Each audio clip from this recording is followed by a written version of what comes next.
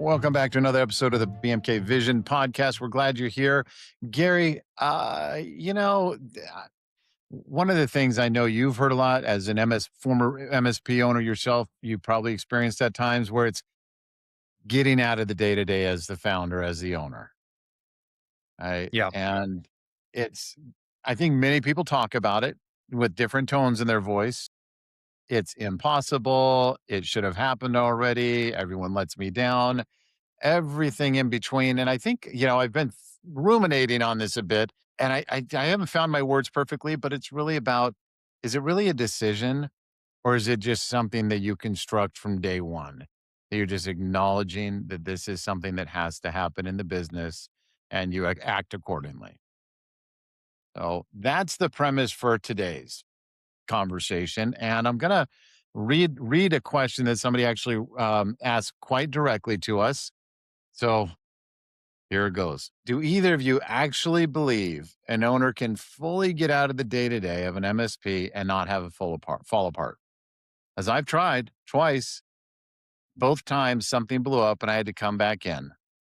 I want to believe it's possible, but I'm starting to think it's not for everybody, that it's just not realistic. I'll give you a first response to that one. Yeah, I believe you could do it. That's for sure. It can be done. I've done it. I've seen it. I help people with it um nearly every day. Yeah, well, there's no doubt, and I think about we get the privilege of working with some really really large companies that are multi generational, and I got one today that the owner is, he's got to be 80 years old, so he's owned this thing well into what is, I don't know, in this from the 60s, whatever that is now. So, no, is that right? Yeah, that's about right. Uh, it's like, well, there's no version. He does everything in the business.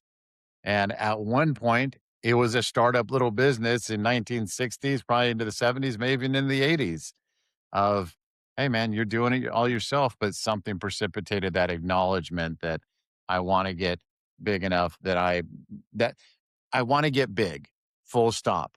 He probably didn't even think about the second part of that sentence that many of us would say of, I want to get big enough so that I don't have to do everything. I don't think that's the right mentality. I think it's, I want to go here and this is the staffing it's going to take. Yeah. Yeah, I think you're framing it right. That's the right framework to work towards, but I don't think that most people start that way. I think most people start with, yeah, I just want to have a business, or I just don't want to work for someone else. I'm not really sure how to do this. And then they find out, I've heard, I forget who told me, but it was like, yeah, cool. I'm sure your business is doing well. Let me know what happens after your first hire. What do you think they meant by that? Or what do you think meant by I that? just, for Oh, I see what you're myself, saying. yeah, Right, for right, right. myself and for what I think that they meant was, things once you have to, work with someone else and delegate, and lean on them and trust other people, the whole game changes. So, and I don't think that gets better after the second, third, or fourth if you continue with a certain frame of mind of not trusting, not delegating, not passing accountability and ownership down. Yeah.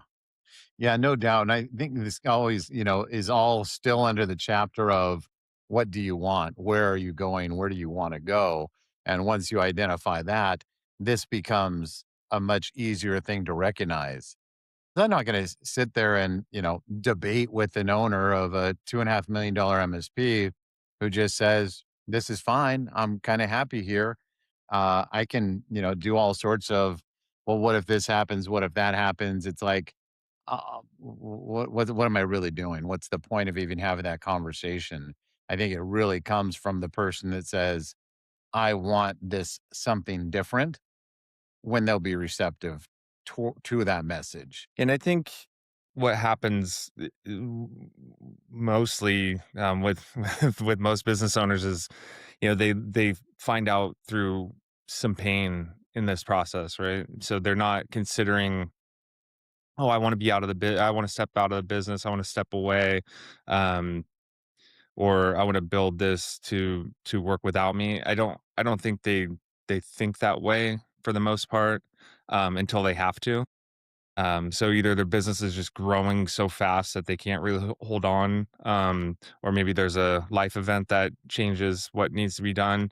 But I don't think it's totally normal for people to just one day wake up and say, "Oh yeah, I'd like to, build this thing to where I don't have to be there." That's a very mature decision to make without a solid reason. And I think we get pushed into that more often than we'd like to know to hope. Yeah, that's right, and I think you get, we get this seemingly broad lens, but it's still very narrow. We get to work with 50, 60, sometimes 100 different companies throughout a year in different ways, and so that feels really broad. But when you really start thinking about it, it's still a very narrow band of businesses because it's still only those businesses that are looking to engage with a consultant. So there's something that's in their head. So we get to meet them in all sorts of awkward, usually fun spots where they're coming to a conclusion that they want something different. And once they've cracked that seal, I feel like we're well invited in to press on this topic quite a bit. Yeah. Yeah, that's right. I think there's 2 things that are really great catalysts for getting the owner to think about this in a different way. One is, working with Bering McKinley or a consultant, which is a huge leap of faith. The other thing that I think actually helps more is getting into a peer group. And it doesn't necessarily need to be a, MSP peer group. It could be any peer group. I joined entrepreneur organization back in, I don't know, 2016, 2017, and prior to joining that, I had no idea that there was, other companies out there that would be willing to share with you and, help you kind of grow your business and think about it differently. So that was like the first thing I noticed right away. I was like, oh, there's a whole community of people that can actually help and share. The second thing was all of these people had figured out ways to kind of step away and delegate and work on their business and all these things that I didn't even know was possible. I felt so naive at the time. I was like, oh my God, I can't believe I spent 10 years thinking that there was no way to do this any differently. I'm a huge advocate of getting into a peer group to get that kind of exposure. Yeah, and you've long been a fan of EO to the point where many years ago when you came to one of my peer team meetings when you were a client, you kinda shit all over our peer team, which I was like, "Oh, well, I guess he's not wrong, but I don't like the feeling of that." But I took a lot away from that, where it was like, we're in there in this little bubble of MSP, tactical speaking of, "Well, you should do this. You told me your problem. You should do that. You should do that." And it's kinda like a lottery pull, like, are you in the right frame of mind to hear the person across the table tell you this is what you should do? Maybe you are, but most likely you're just going to anchor into your own thoughts or beliefs. And when you started illuminating some of the benefits you got of VO, it's like, oh, EO doesn't have a prescribed agenda other than facilitating awesome conversation between awesome owners so that you can pick up what's working really well for other people and not being in the same industry. And to kind of follow that up with one of the things you really shared with me a few years ago was you just don't know what's possible. I think you were saying that specifically to me, like, get in the room with some people who are maybe similar age, maybe a little younger, who are absolutely killing it so that you can see what else is out there for a small business. We'll be right back with more. But first, here's a quick message from Bering McKinley. Most MSPs are constantly busy, chasing tickets, projects, and fires. But without structure, it's hard to know if the business is really improving. Vision from Bering McKinley is the system that helps you work on your business, not just in it. It connects leadership strategy with daily execution. Vision aligns people, process, and performance, creating clarity and rhythm from goals to results. And the Vision app brings that structure to life, helping you create policies, track goals, review KPIs, and collaborate with your BMK consultant all in one place. Behind it all, Jetson AI, your assistant inside Vision, helps you find answers, generate insights, and take action faster. With Vision, you gain visibility, accountability, and measurable growth. You're not guessing, you're improving. Vision, Jetson, and the Vision app, your path from strategy to results. Start transforming your business today.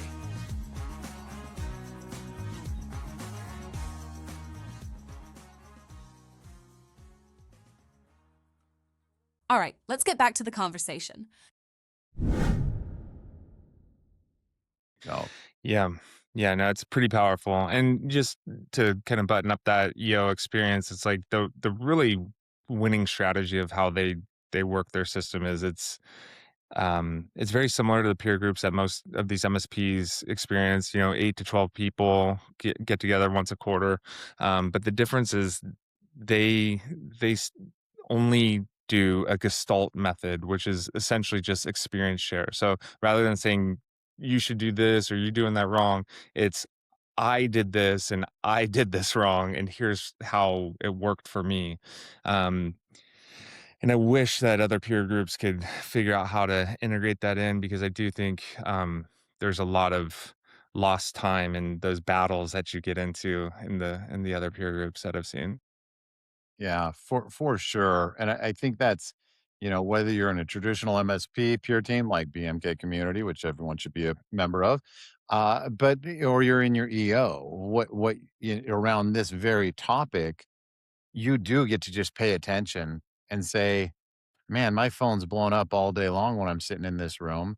That guy's phone is never going off. We're looking at the financials and his company looks as good or better than mine." Like just getting face to face with someone else has done it, so I can do it too. And then discovering why you want to do that. Yeah, and I, the key there is, no phones, so for why sure. that's really critical is obviously the experience of not having interruption in the room.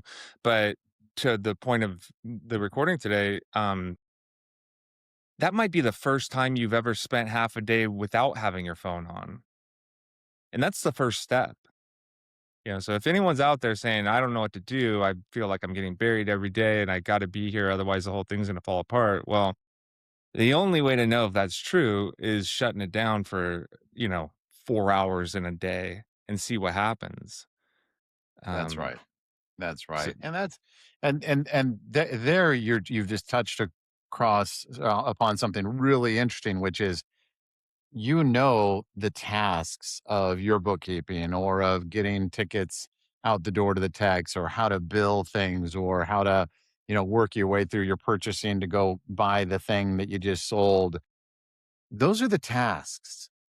And oftentimes I think what we observe is, yeah, you probably did a pretty good job of training someone how to do the task, but there's no kind of authority or accountability to the outcome of that task. And that's the part that I think we miss when we're trying those early steps at building something underneath us that can be really strong. It's where's the accountability? How comfortable are you with accountability? that's right. That's right. And, we, if the owner's doing most of this, most of these tasks, um, I would bet that they also don't have accountability. It's like if if we were as critical, looking at the people that we delegate to, and making sure they're doing their job right, if we were as critical to ourselves, we would find, oh wow, I'm making just the same amount of mistakes, and it's just no one's really looking at me. So I don't really, I'm just kind of, you know, course correcting all through the day, making 20 decisions to make the right decision, but no one said, hey, let's cut out those other 19. So as we delegate, we need some grace and we need to realize like, hey, we're not as good as we think we are. Cause how could we Mhm. be if we're doing, 20 different things as the owner, trying to get that off our plate? I'm sure we're doing the job as best we can. That's right. That's right. And, of my 73 Gary-isms that I seem to, repeat to someone every week. it's all in that prep work. It's all in that, you know, tell your folks now or tell them later, and later's really gonna suck and be inconvenient. So getting into those tasks and getting into the minutia of how exactly do you do this thing? Right? Okay, this is how I, the owner, do this thing. I'm going to record myself. I'm going to record the screen. I'm going to take my transcript. I'm going to put it into, a step by step format. I'm going to make a little quiz for you. Or you can have a little knowledge check to make sure you got it. And now I'm going to give this to you. And the first accountability piece is, did you follow the process? You can make a mistake, no problem. But when you make a big enough mistake, we're going to go back and we're going to trace back what happened. I ain't mad at you, but I'm going to start getting frustrated if you're not at least following the steps that I laid out for you. That's right. That sound And familiar to you? yeah, totally. I mean, when I started down that path, it was before AI was available, so it was a Yeah. lot of, clunky software and a lot of typing and figuring it out. But now with like a software like Loom, where you can just record yourself and it creates an SOP after that recording with screenshots and steps, there's almost no excuse not to do this. And the really fun part, the finding that you'll have is like, oh wow, this feels amazing that I just put this out into, the company's documentation platform, and I no longer have to hold on to that. You're like giving it away, and it's Yeah, really powerful and pretty addictive. Actually, as you go through it, you get addicted to, okay, let me do the next thing. Let me get the next task off my plate. Let me get this in the hands of someone that actually can do this well. that's right. That's right. I think I'll just share just briefly a client experience that we are working with for our question asker here is, working with a couple $1 million MSP, really mature owner, smart guy, and we were going through the vision system and we were working through, a strategic plan for the first time, thinking about where we're going, what are some milestones from those milestones, what initiatives are we going to be working on in this quarter or this period of time, and working our way down and put that in front of the team and, brought the team in to start kind of going through some of the finer details. And yeah, they're awesome team. They were just like, okay, I don't get it, which was maddening for the owner and frustrating for me. But then we just kind of put it aside. He ran with it for a while. When we came back together 2 months later, he was like, I know exactly what I need to be working on. I have this other thing I want to be doing underneath the business that doesn't allow me to do anything in the business. Already, I don't do technical work.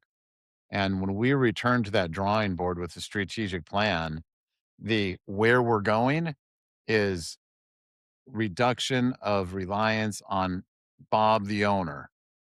And once the team saw that that's where we're going, it just flowed like water. They were going to the most minute detail of, well, Steve, I need to know how you do that. And I'm going to schedule that time. And that's going to be my to do list. And they just went crazy with it. Absolutely crazy with it. Very cool moment. Yeah, So, that is cool. And I find that most companies that have people that really care and want to do a good job actually really like to do that stuff for the business. It's almost to a fault where it's like they get into that mode where it's like, yeah, let's automate this thing and let's document that thing and let's make sure the training's all set. And like that's amazing. But I've seen where they go too far with it, where it's like, okay, hey, that's done. Let's get back to the customers. Let's get back to, so there is that kind of balance of like, let's make sure the company's documented, but let's also keep focus on what's actually the outcome that we're looking for because we're doing this work. And so going to that strategic plan, having that outcome, having a clear like why is really the critical part. And so that's great that they came back and, joined up with that why, because it's really the only thing that's going to make it make sense to people. oh, it's almost as if you've been sniffing around my notes for my visit with that company this week because I spent an hour on Saturday in preparation for that meeting, and I was like, okay, you guys have been building and building and building. Love it. Now, when are we going to start doing something? right? And so you can get in these spots either you know that kind of emerging management team either takes their eye off the ball of the day to day of still getting the job done, or they get into and or they get into just like building the plan and not executing yet. So that's about the stage we're at right now where it's like, okay, you've built a really good plan.